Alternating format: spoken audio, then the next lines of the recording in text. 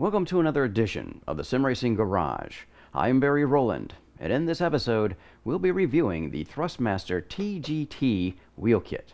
With a rear-mounted transducer that out of the box only works with the Grand Turismo Sport game that's on the PS4 console, you know that this wheel is squarely targeted at the Grand Turismo fans out there. So, now it's time to put this kit through the SRG review process and see what it's made of. So let's get to it. So let's start out with the closer look segment with the actual steering wheel.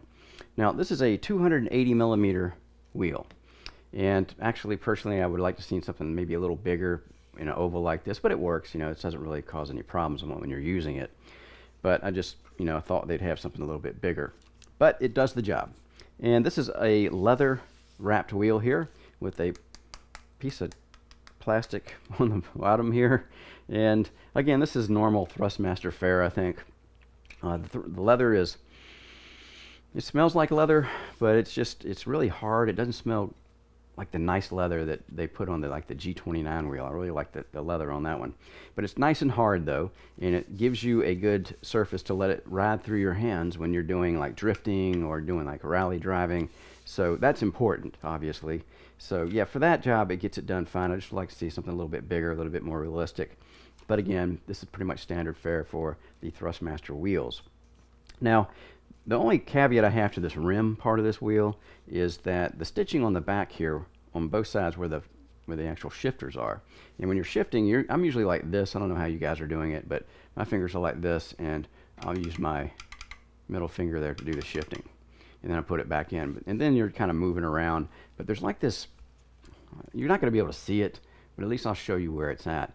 There's some nylon thread in here. Let me get that to focus. Some nylon thread mixed in with the regular thread, and that's probably just to keep it cinched down tight. And anyway, it kind of is irritating because it feels sharp when you roll your finger across it. And both sides have it. Yeah, right there. And again, it's not like it's going to puncture your skin or anything, but it's just irritating to use this wheel because I noticed that in longer stints I was going, what is that? So I finally pulled the wheel off and looked at it. I'm going, wow, it's kind of a nylon piece, or maybe it's where they melted the ends of the thread or something. So if I was this was gonna be my only wheel, I would probably put a piece of tape or maybe some kind of that blue tack stuff on here and mold it down so it didn't interfere with my fingers, because it did get irritating after a while. Other than that, no problems with the rim. Right, so the back part of the wheel is, again, standard fare from Thrustmaster injection molded plastic with the big threaded adapter. And of course we got our DIN plug in the back. Not much new to see here. The shifters themselves, these are metal, and they make a loud noise, but they don't have much tactile feel. When that clicks, you can do it slowly and I can feel it. But then again, when you're racing and you're in the heat of battle, chances are you're not going to feel it. And yeah, so, but that doesn't really matter. It works, and you know the indicator on the car shows you what gear you're in, and you made your shift. And yeah, so it's not really anything important to be worried about, but it's just something I like to point out, that I'm used to the magnetic shifters, and when you go back to like a wheel like this, the Thrustmaster, it does the job. And I never missed a shift or anything, but yeah, it's not much tactical feel to it, even though you can hear it click. And in the driving segment that I recorded, you'll probably hear it clicking away pretty well. So that will also let you know that you made the shift. Right. Anything on the back else we're going to look at here? The front, of course, is dominated by the huge GT logo plate on here. So it's, yeah, I'm not sure about that. I think they could have done something a little smaller maybe, but you know, it is what it is. This is a Grand Turismo wheel. This is a purpose-built wheel set for Gran Turismo, and actually does a pretty good job in Gran Turismo, which surprised me. But we'll get to that later on. Now, we have 4 encoders here, rotary encoders, and I don't know if you can hear that, but the indentations are there. They're easy to feel for the most part, but they don't have a lot of tactile feel to them.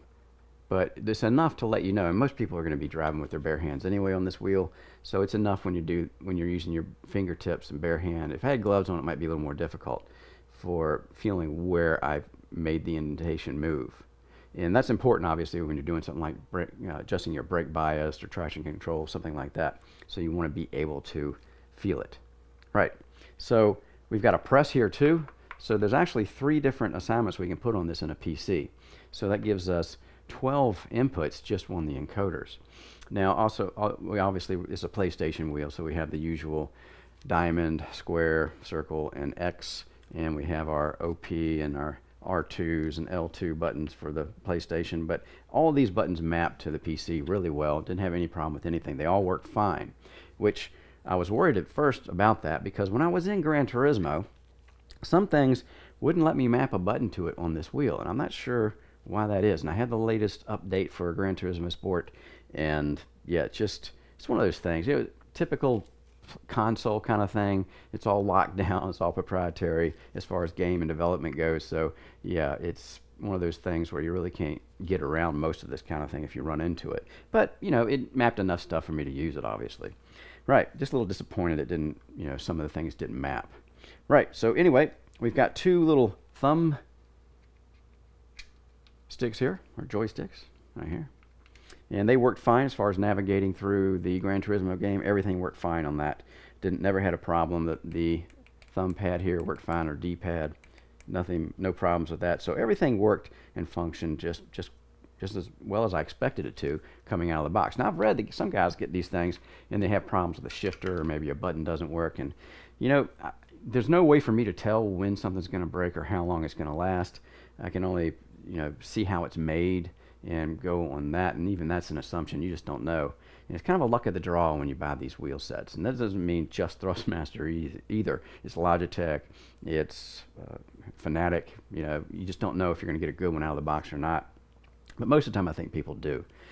All right, so anything else we want to talk about here? Oh yeah, let me show you the label on the back here. It's really nothing to see much, but you can see it says GT, TGT on it. So obviously this is for the Gran Turismo setup.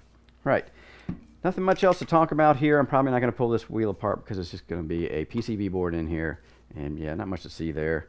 And other than that, I didn't have any real issues using the wheel. You know, I could use this all day long and not have any problem really, and control my car rather well. What we'll do next is go to the pedals, because there are some differences on the pedal sets here than, like, say, the T300 RS GT that I got, or it was a 300 GT, that is a little bit different on the pedals, and we'll go over that next. Now for a closer look at the T3PA TGT pedal set. Now this pedal set actually has the exact same internals as the T300 GT pedal set that I've reviewed earlier, and that's why I'm not going to do a look inside on this, because it's the exact same potentiometers and setup for the metal brackets and how everything's mounted inside. So no sense in doing that. Now there is a little bit difference here between the two, and it's not the housing. The housing is exactly the same. Is the way these are finished. The pedal faces themselves are a little bit different as far as the internals here, a little bit shinier, I think, or maybe I've just used mine so much, the other ones, that it's kind of dulled them out. I don't know, but yeah, it's brand new, so I haven't used it yet, so maybe that's why. But the big news here for this pedal set is these metal levers. Finally, we're getting some substantial pedals from Thrustmaster, besides, of course, the pros, you know, of course they're metal. But yeah, this is a nice upgrade, I think. It does make a difference when you're hammering on this thing and you're hitting the stop of the throttle, or even the brake or the clutch. There's a different feel to it, because with the plastic arms on the GT pedal set, you kind of hit, but you can actually bend them a little bit, even though they have the same ribs in there like these do. But yeah, you can still bend them. And I prefer, obviously, a pedal that's completely metal, so you get a better, stiffer feel when you reach the back end of or wherever the stop is on whatever pedal you're using. So yeah, and these look like to be cast aluminum units here. That's what I'm guessing. And they do have some little strips of rubber padding in here, and that's just to keep the return to be quieter. You know, on the plastic ones they don't have it, probably don't need it because it's plastic. But yeah, this is definitely an improvement, and I like that. You know, hopefully Thrustmaster has seen the light a little bit, and I doubt it, but so hopefully they saw the light a little bit, and all of the future T3PAs will come with this metal lever on the back, because it does make a difference. Not only that, but I suppose the positional accuracy is going to be a little better too with a metal lever, because there's not as much flex with the plastic lever. Anyway, so yeah, we won't pull this apart. Oh, and let me show you the back, the way they're labeling this. Instead of the ones that came with the T300 GT, which just said GT, these actually are calling this a TGT for Grand Turismo. Right. So, not much else to see here. Everything else is the same. And, of course, the little RJ12, I believe this is, plug that goes into our wheelbase over here. Now, what we'll do next for a closer look is the toroidal transformer. It's worth a look, I think, in the closer look segment, so we'll do that next. So, let's take a closer look at the toroidal transformer. Right. So, this is again, this is the same power supply that comes with the, what is it, the TSPC. I did a review on that had the Ferrari wheel on it, and I really like the toroidal transformers. They're a little bit more efficient and quieter than, say, a regular iron plate type transformer. And you'll see a lot of these kind of amplifiers, or rather power supplies, or the transformer itself in high-end audio equipment, because it's, like, again, it's a quieter, typically anyway, it's a quieter power supply. And yeah, this has actually got a lot of power.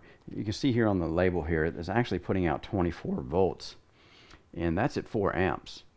So yeah, that's up to 96 watts. So that's a lot of power. We have the usual 3-pronged North American type plug here for the 110 volt, and you can see right on here it's 100 to 120 volts.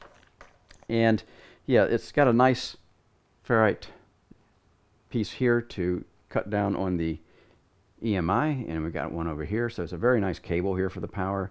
Try to keep the EMI to a minimum with these ferrite sinks. And yeah, not much else really you can see here. Yeah, of course it has the shape of the turbo on a car, which is a little gimmicky if you ask me, but hey, whatever. And we've actually got some holes here where you can actually mount it to your desk, or to your, you got one here, you got one over here, and you got one over here. See those holes there? So you can actually mount this to something if you want to add a dimension to your sim rig. All right.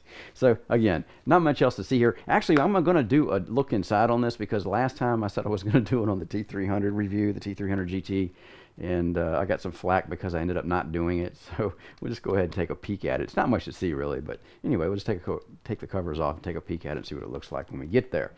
Now, what we'll do next is get to the closer look of the main attraction here, which is the wheelbase. Now for our closer look segment for the wheelbase.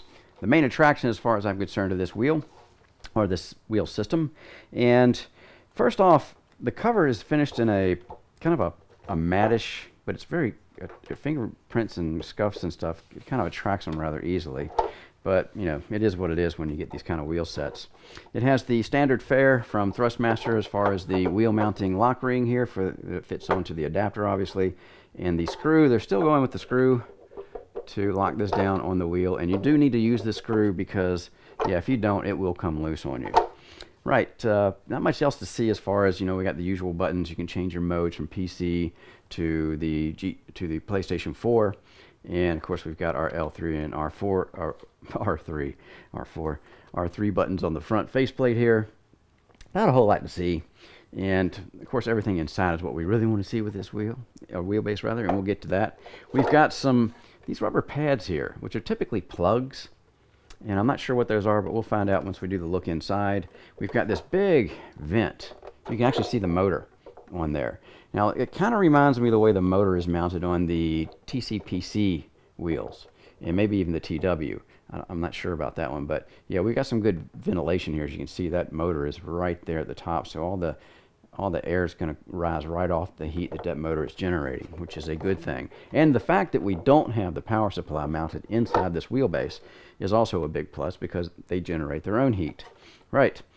Anything else we want to see? Of course, the big thing on the back. Now, I remember back when Thrustmaster was first coming out with this, and we saw the pictures of this, there was a lot of debate going on or whether this was the Thrustmaster. Finally, Thrustmaster's got a direct drive wheel base for us. But yeah, it's just a transducer, which vibrates obviously when we use this in GT or Gran Turismo Sport. And actually, in use, it really didn't bother me that much. Some people don't like it. Some people say it shakes their whole wheelbase or something, but it really didn't do that for me, even though I did just test this when we're talking about this week, and we're in like the 3rd week of February or something. And yeah, so I've got the latest drivers and everything, the latest as far as the software and the drivers for here and the wheel rim. So maybe that makes a difference. I don't know.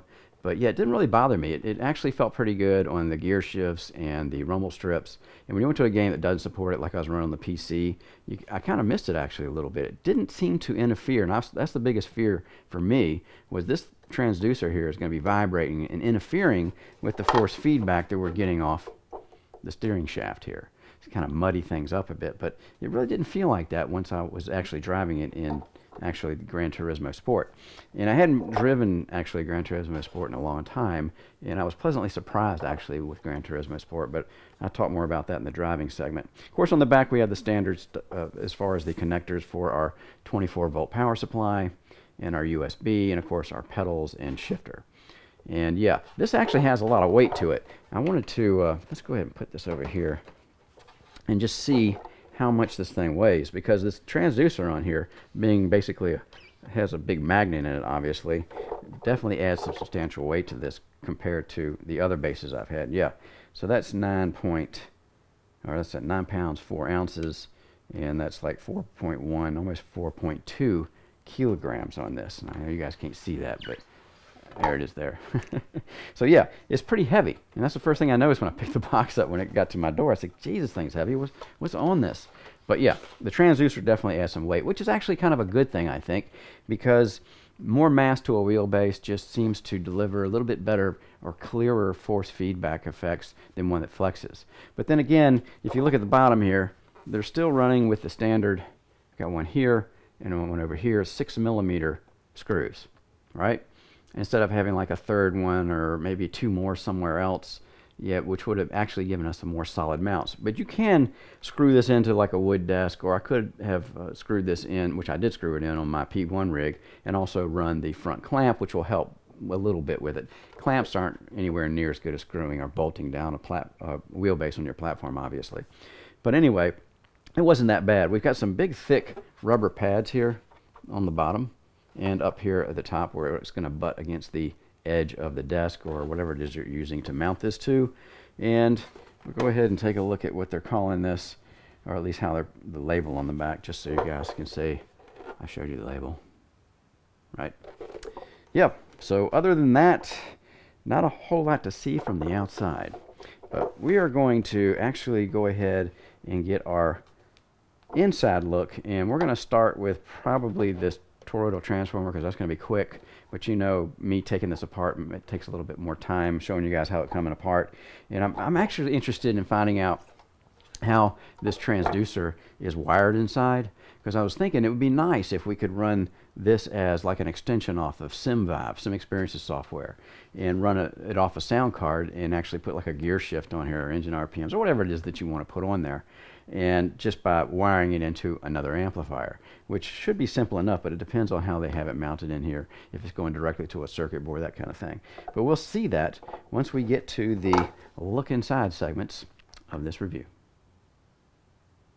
So now we'll go ahead and take a look inside of this power supply. And there's 1, 2, 3, 4, 5, 6. There's actually 6 screws in here. There's one that's recessed way down inside of there. So we'll go ahead and pull those out. And we'll speed this up so you guys don't have to watch me do this forever.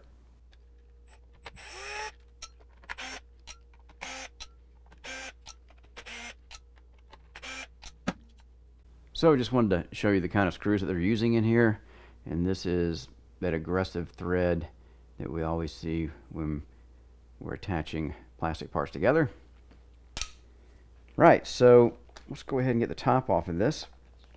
It feels, when you hold it sideways like this, it feels like it's heavier on this side. So I'm going to see if I can pull this side off first.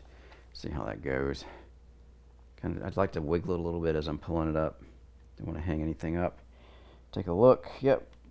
All right, no wires on this side. Great. Well, we can take a look at the inside of this. You can see it actually has some veins in it, kind of like a turbo. I'm a little surprised to see that, actually. Right. And there's our donut-shaped toroidal transformer. And I believe, get a better look at this, see if these circuit boards will come. Yep, sure enough. And this one, there, okay, this one's attached to the mains plug here. And we just want to be careful here that we're not disturbing anything or pulling any wires out of anything. And let's go ahead and, okay, this side actually has got some, not the vanes like the other side does, but it still's got some slots in there. Right, so here we are. And we got a couple circuit boards here with some capacitors on them. And we can see on this board here that where the mains comes in, we have a coil here. See that coil in there? And some more capacitors, and looks like a little power transistor hanging off of there. Right, and if we look at the actual toroidal transformer, see if you guys can read that. There we go. Right, so this actually is 120 volt, which it should be, right? And of course it gives us our information for our different taps that we have on this coil. Most coils have 2 taps on them, primary and a secondary. Right, so there we have it. Not much to it. Again, it's not a whole lot to see here, and you just want to, obviously I'm going to be very careful when I put this back in because I don't want to stress any wires or anything and make sure it goes in properly. But yeah, this is, I'm glad they're using this again because of the lower noise, and they're just a bit more efficient than the regular iron plate type that I discussed before. So what we'll do is get this put all back together, and then we're going to do a look inside on the, again, main attraction here, the wheelbase.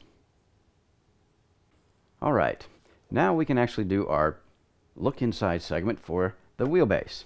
And of course, as you might imagine, there's a lot of screws in this thing to get this open. So I'll speed up the sections where I can as far as unscrewing things, but yeah, just so we can keep things moving as fast as I can on this segment. First off, we're going to have to pull the screw obviously off the hub. It's always on there. Then we're going to have 4 screws here for this little beauty ring, and obviously you can see we've got 6 screws on the outside here, and that is for this case. I always look around before I start unscrewing things, and you can see there's a front piece to this case, and if you can see the crack there where the seams come together, and there's a rear section. This whole piece here is part of the case, and we've got screws in here, and we're probably going to have more screws under this beauty ring, I would imagine, to get this whole casement on the front case out. And on the bottom we've got 2 over here for the front of the case and 2 over here on the front of the case. Okay, and on the back we've got outside screws here. We got 1, 2, 3 on both sides, 1, 2, 3, and we've got 1 screw back here just above, see that there, just above our transducer. That more than likely is holding the plastic down too, I would imagine. And if you notice, we got those little rubber pieces I was talking about in the closer look at this case. Well, chances are they're probably hiding something in there, and you should just be able to peel these out, and you can. So here's what they look like. Just a piece of rubber here with a little area, hollow area in it in there, so that the, I guess the screw can go on top of that. Now usually I'll take these when I take them out and orient this facing for me, and I'll call this my left and this my right, and I'll take that piece and I'll put it over to the left, and then I'll go over here and grab this other piece. Just put your fingernail behind it, it should peel out, and there it is. And I'll put that over here on my right.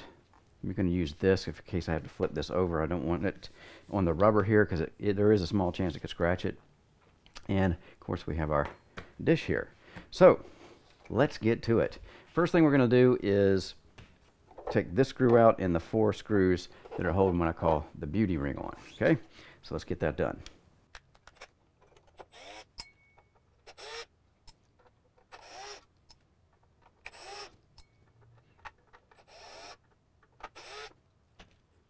Just to show you guys real quick, these are the plastic screws, the typical ones we'll see with the aggressive threads in them. Let me get a focus there.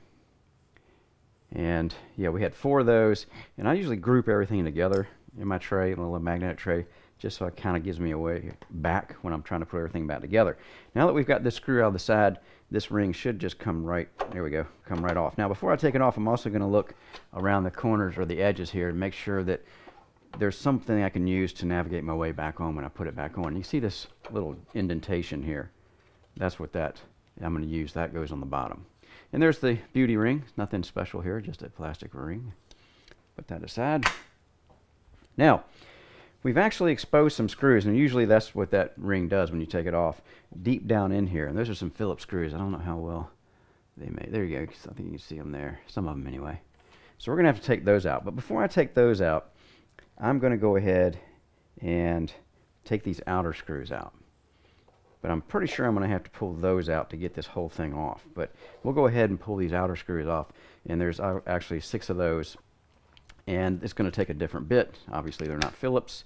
They're 2.5 millimeter hex head, little cap screws. And we'll go ahead and pull those out.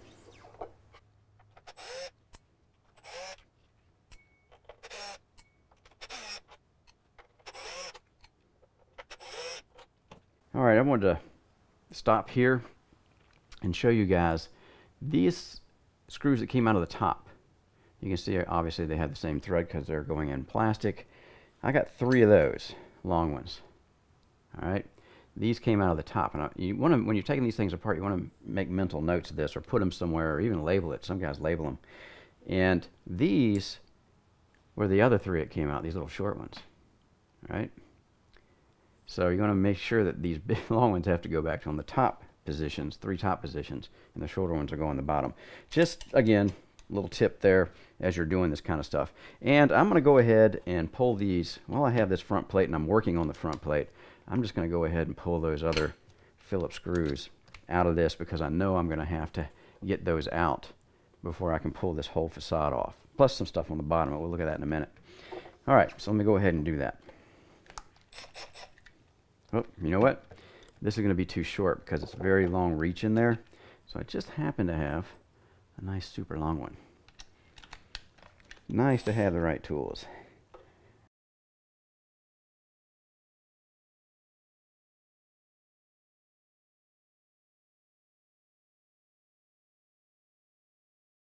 Okay, I want to stop here for a second and show you guys these are the screws that were coming out. And they are machine threaded screws. All right. The first one I took out, however, is also a machine threaded screw, but you can see it's a little teeny one. See that? See in comparison? So you want to again, make a mental note of which one this came out of. So when it goes back in, you don't mess it up. Plus, because it's such a thinner piece as far as the screw is concerned, you can probably look in there and see the hole sizes and make that determination. But I've already made a mental note of where that goes. So now what we're going to do is we're going to have to get some screws off the rear end, or rather the underside. There's still one to go on the rear end. And I'm going to go ahead and start pulling those off. We got 3 here, and we got 2 on each side here. So, and they're all 2.5 mil. So we'll put our 2.5 mil bit back in. And some of these are going to be metal threaded screws, and some of these are going to be plastic threaded screws. These are going to be plastic, it looks like, because that's where the plastic is. I guarantee you these are going to be metals.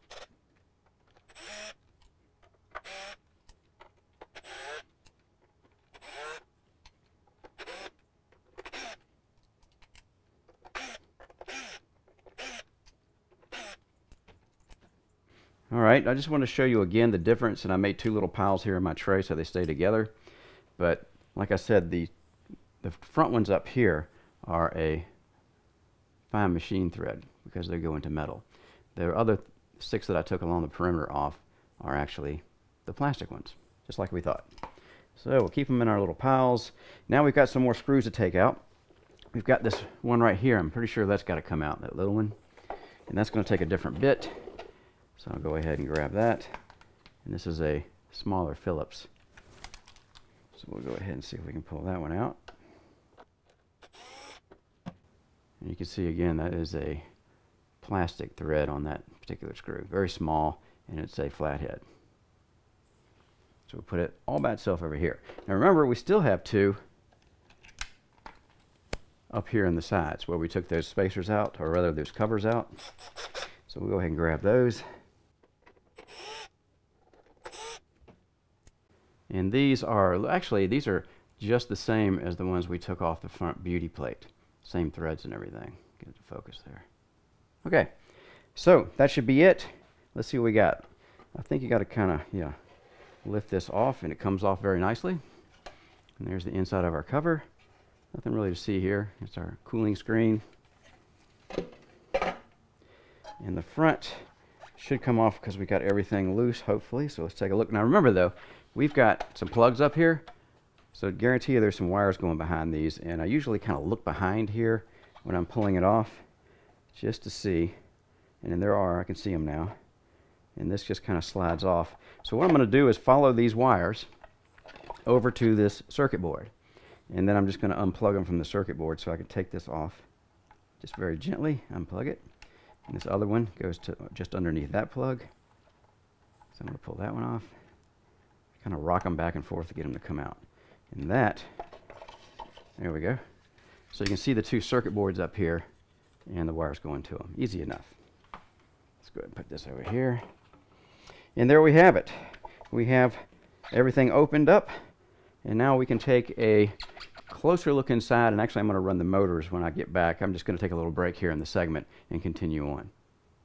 Alright, so now we'll continue on with our look inside. And the first thing I noticed when I pulled the covers off of this, and I'm going to show you a front shot here, and I'm going to show you some comparison pictures as I'm talking about this, the similarities between this the TSPC Thrustmaster wheel setup and this TGT wheel setup. The running gear looks identical as far as how the belts are set up. We have the primary belt coming off of the motor here, and of course it's going down to a pulley underneath that. See the pulley down there, and then that's obviously going to be running another smaller pinion gear. Let's see if you guys can get a look at it here. There it is. So there's a smaller pinion gear on top of that other gear. Right, so that smaller pinion gear is hooked to the belt that's running the actual big pulley right here. See that down inside of there? And of course we can see the guides, or tensioners, I guess they're tensioners, right here and of course over here. So yeah, very similar to the, and why not, the TSPC setup, because that works pretty well too. So there's really no reason to change too much there. Now moving around the side here, the motor looks a little different to me. And I'll show you a side shot of that motor. And we can see the fan setup is different. Here we have, again, a very nice rubber shroud around our fan, so it calms the vibration noises down. And it's blowing straight up on the motor. And of course, you remember on the shroud here, it's got that big screen there right on top of the motor. So it's blowing on the motor directly out the top. And heat rises, so that's a good configuration. But on the other one, the TSPC, the fan is in the back here, and here's a picture of it, and that's actually blowing out the back behind the motor. And behind this motor here we can see we have the, which looks pretty much the same to me as the one that was on the TSPC, and this is the board that's actually doing the monitoring of the position, or the position sensor circuit, if you will, right?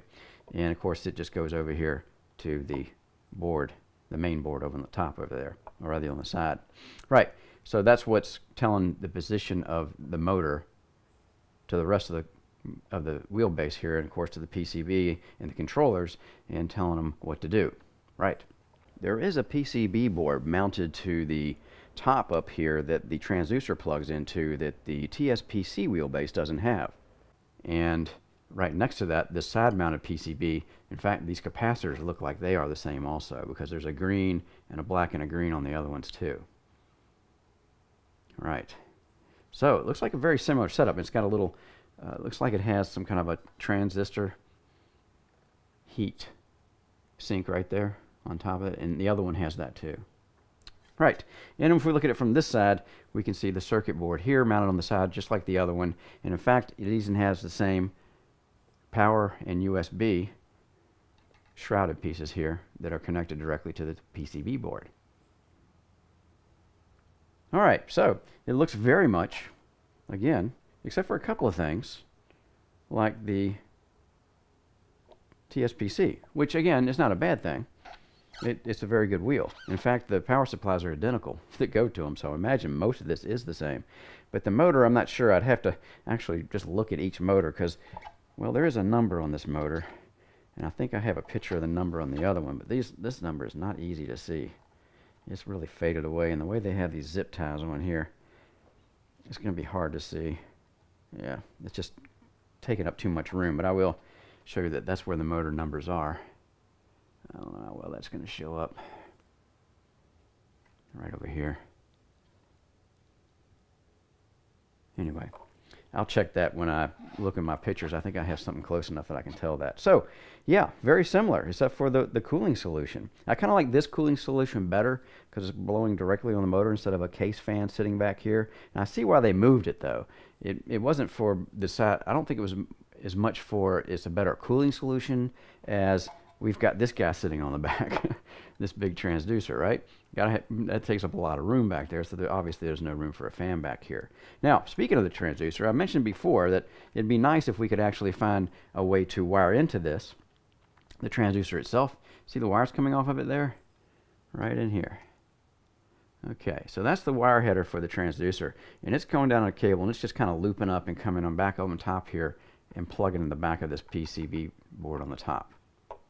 So yeah, I could actually come in here and solder a couple of wires on these points here and then drill a hole, or if I can't find one somewhere to get them out, and run the wires outside and then run the transducer off of, say, like a SimVibe or just another amplifier hooked into it and have SimVibe or something like that driving it.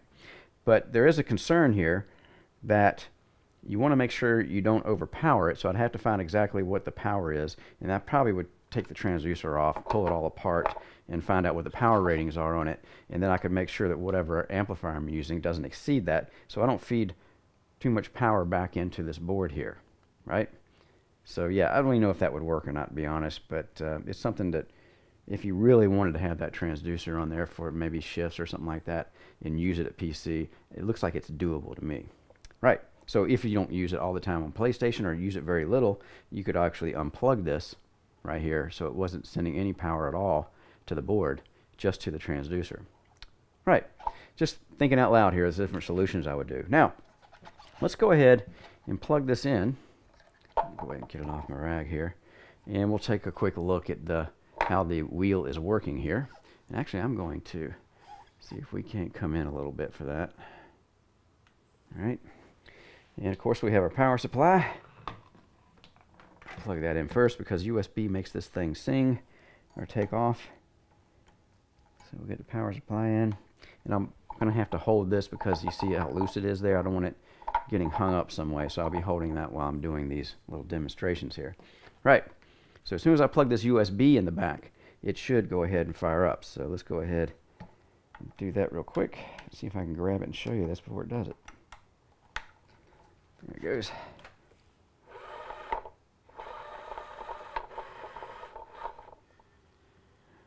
All right, so obviously that's the sequence it goes into when it starts up, and I'm going to show you that one more time. Give me one more slack so I can get closer to you. All we have to do is unplug the USB in the back, because when you plug in the USB, it allows the power to flow from the power supply over here into the unit. So until that happens, there's no power going inside. There we go again. Check it from that angle. All right, so there we have it. Again, a nice little compact unit. I've been driving it, and it does a good job. It's very similar power to me as which doesn't surprise me now that I'm looking at it, as the TSPC unit does, right? And yeah, so that's plenty of power. I enjoyed using that one. I've really liked using this, but I'll talk more about that when I'm in the driving segment. And what we'll do is go ahead and put everything back together, of course. Get my power here. Put everything back together, get it mounted up, and when we come back, we'll be driving it and making comments on different games that I was able to drive it in. So here we are in Gran Turismo Sport on PlayStation 4, of course. This is what this wheel was built for fans of Gran Turismo. And I have to say that the force feedback feel on this is a little bit, I don't know, it feels like you can feel the road surface a little better. It has this like this grain, not I don't want to say a buzz, but kind of a grain feel to the force feedback overall all the time. But the strange thing about it was, or the surprising thing, is when you're going around corners and you're sliding, it kind of facilitates a better feel for the tire model and what your tires are doing when you're in a slide. Now here's another example. I'm actually correcting here because I'm sliding.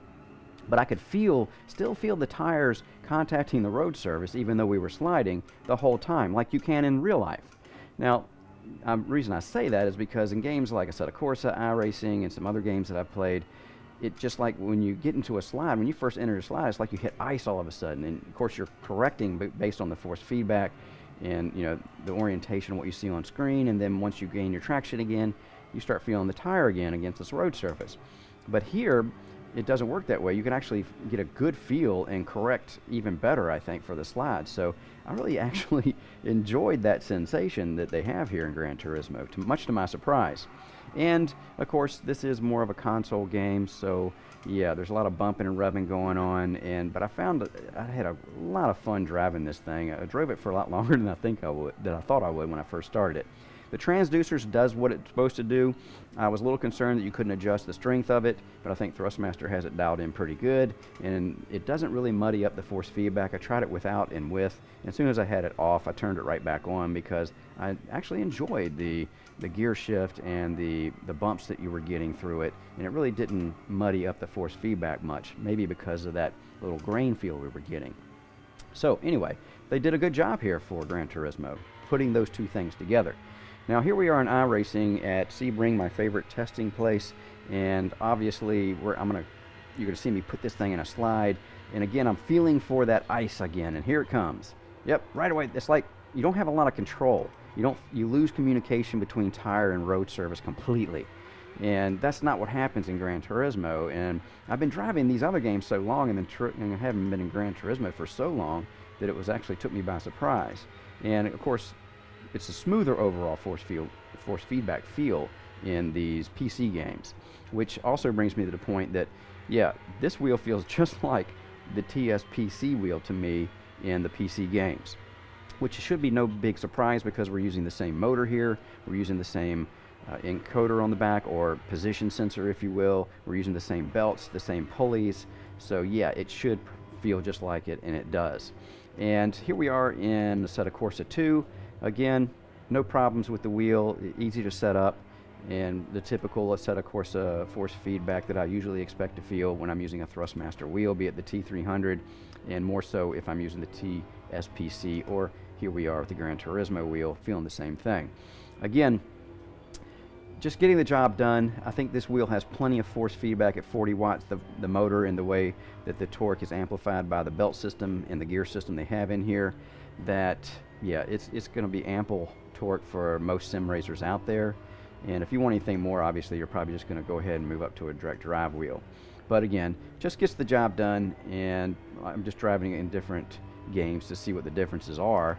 And yeah, not much. Again, if you do, and here's the point I'm trying to get to, I guess, in a long way, is this wheel is $588 now. It used to be $800, which I thought was pretty excessive. Well, I didn't buy one to test it. But at $588, I think it's not a bad deal, because they're pretty much the top of the line of what Thrustmaster does for force feedback and torque capabilities and things like that. But if you're going to be racing in just PC games like this Project Cars we're in now, Project Cars 2, then you might want to just consider a TSPC without the transducer, because you can't use the transducer anyway unless you modded it to run off an amplifier, maybe a program like SimVibe for your PC. But yeah, typically most people wouldn't be doing that. So not only that, but if you got the Ferrari edition of the wheel, it costs just a little bit more. You'd have, to me, a much better feeling steering wheel to run on this base, or the TSPC base, which again, like I said before, is essentially the same feeling base. And obviously we know why, from the same parts that they have, which is not a bad thing. You know, TSPC is the top of the line base, I think, for Thrustmaster. So yeah, gets the job done. All right, so we'll get on to the final thoughts next.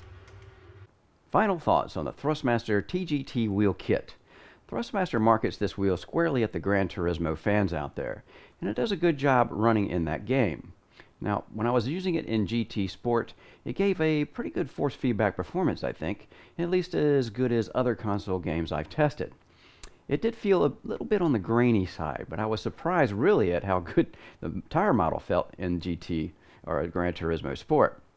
In a lot of sim racing games out there, when the tires reach their traction limits and you start to slide, you lose all sense of the tire contacting anything, kind of like hitting a sheet of ice, which is not how you feel a slide in real life.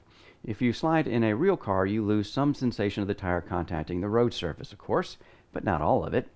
Gran Turismo handles this a bit more like real life. Once you start sliding, you can still feel what the tire is doing, which allows you to better control the slide. Now, if we could only get iRacing and some of the other titles out there to implement this tire model, that would be a good thing. Now, moving on to the overall force feedback performance of this wheelbase, I have to say the TGT felt every bit as good as the TSPC wheelbase that I've used before and did a review on. It has all the torque that most sim racers would want, I think, and with proper tuning, it delivers that familiar Thrustmaster belt drive smoothness. So, it is no surprise that we found an almost identical drivetrain layout on the TGT as in the TSPC, which is not a bad thing and really just makes sense from a manufacturing point of view, I think. When I first saw the transducer hanging off the back of the wheelbase, I wasn't so sure it was a good idea, as it could interfere with the force feedback sensations coming from the game. But in use, I think Thrustmaster has limited the power enough to ensure it doesn't do that. And in use, it really didn't bother me like I thought it would. And if you don't like it, you can always turn it off in the game settings. The fact that it only works in GT or Gran Turismo is again the result of who they're marketing this wheel to. The Gran Turismo wheel really doesn't do anything really stand out as far as the steering wheel, but it gets the job done without any drama. And it's typical fare what we see from Thrustmaster, I think. The T3PA GT pedals do feel better than the TP3As, but they really perform no differently as the electronics are the same in both. I would like to see Thrustmaster start using these metal arms on all the 3PA pedals. I don't think that's going to happen. Now, when this kit first came out, it was $800, and now you can pick up one for around $600, which I think is a much more justifiable price point for what you get here. I'm Barry Rowland. Thanks again for watching the Sim Racing Garage. And don't forget to hit the subscribe button. And if you would like to support what I do here at the SRG, visit my website at simracinggarage.com.